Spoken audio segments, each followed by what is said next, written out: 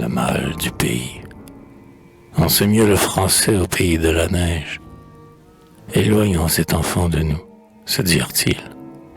Il faut que les garçons apprennent les exils. Et l'on m'envoya loin, à Mâcon, au collège.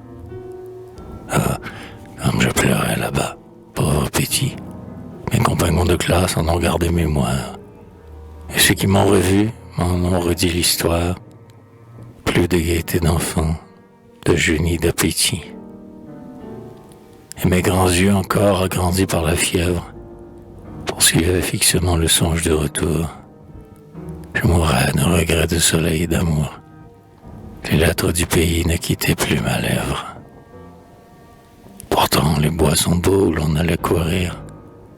Mais est-ce la beauté que, si petit, l'on aime? Et je me repliais, frissonnant, sur moi-même, comme un oiseau blessé se blottit pour mourir. Voulant m'ôter du cœur la Provence lointaine, des mères par pitié m'embrassaient quelquefois. Leurs baisers m'étaient doux, mais j'entendais leur voix. Quel accent étranger m'aiguirit de ma peine. Ô seuil hospitalier, merci. Je me souviens. Je vis alors Saint-Point, où la muse en deuil pleure, et j'écoutais, séchant mes larmes pour une heure, Lamartine indulgent qui me nommait ses chiens. Mais ni le châtelain, dont je savais la gloire, ni les dames m'offrant les gâteaux et le miel, ni tant d'amis nouveaux n'effacèrent ton ciel, Provence, de mon cœur tout plein de ta mémoire. Les êtres m'étaient bons, mais les choses, les lieux, ne me souhaitaient pas la douce bienvenue.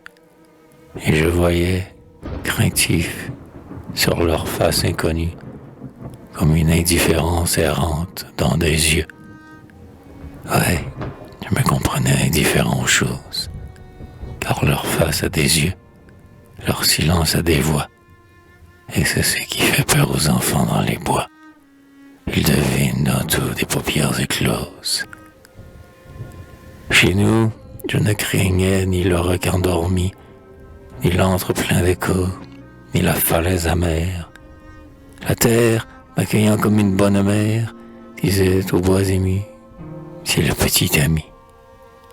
La nature m'aimait là-bas, m'ayant vu naître, car les fables sont si indénies jusqu'au berceau. Elle me supportait comme un de ces oiseaux, mais la nature ici ne pouvait me connaître. Et même à la cité, aux aigus des maisons, pavés sombres et murs noirs, rien n'avait de tendresse. Je tournais mes regards vers le midi sans cesse, mais la pluie à longs traits barrait les horizons. Ah, pensais-je, palmiers, aloès, plantes grasses, quand vous verrai-je encore, d'où hiver, apprêté, mûr tout blanc de poussière ardente et de clarté, et vous, toi du pays fait comme des terrasses. Ah, rien ne m'aime ici. Je suis comme perdu. Si ce cri m'échappait, on me fermait la bouche. Mais le soir, grelottant dans mon étroite couche, je me livrais sans fin aux regrets défendus. Je voyais tour à tour les départs, l'arrivée, et toujours mon grand-père était devant mes yeux, assis près du portail, prolongeant les adieux, me saluant au loin de sa canne levée.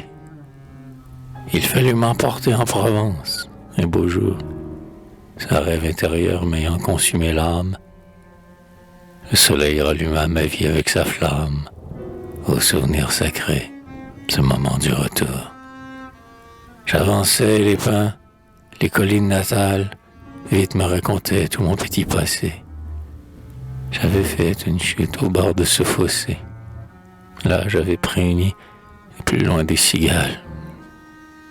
Au fils devenu grand, longtemps abandonné, la mère compte ainsi son enfance première. Un amour maternel était dans la lumière, quand je revis enfin la terre où je suis né.